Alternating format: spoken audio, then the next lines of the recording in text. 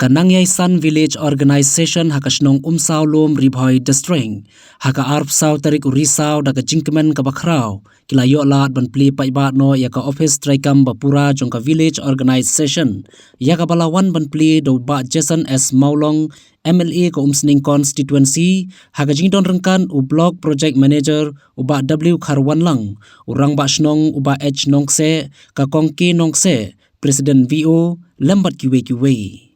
ya katay ka office traikam latay hakarukam kaba itanat lengba ka scheme MGNRGA bat SRWP scheme kabala penmang hakador kaba pralak sanpau hajar tengka na ka scheme MGNRGA bat arlak tengka na ka scheme SRWP scheme.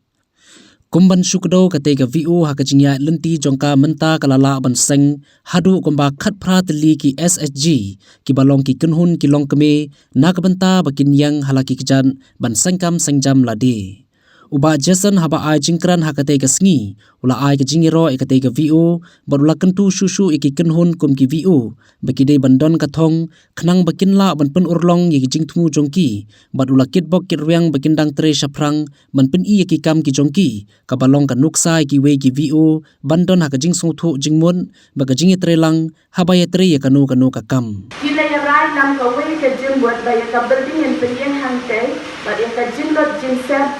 jong ka building ka kumbara building ka ada ka NRGS scheme Hendraya ka ya ka ni ka jaka ban pimadan ban shna ya ka compound jong ka ka office nila pendot ya ka ka scheme SRWP ya ka bai Jason Maulong MLA jemi na ya rabi ni arnak tingka ki ai publish bon ya isar goman ibala penplan ba ibala penai ni ka plan ka ba itana daha kumno ban kenro ya ka compound jong ka office jami ban snai ki gate ki barakat ba penye ya ka compound da ka ban kenro ba tele ya ka khandau ha ka jaka ka balok shabe tim nanga susu hapdin jong ka jinya dan di ka johi badan nilayo kumia ko office ke jongi but hadian manila la debyo ya kan ko office jongi kalalong ko ba ina suhun but ina dokumen kamansian ka NRLM ningba jong ka livelihood kala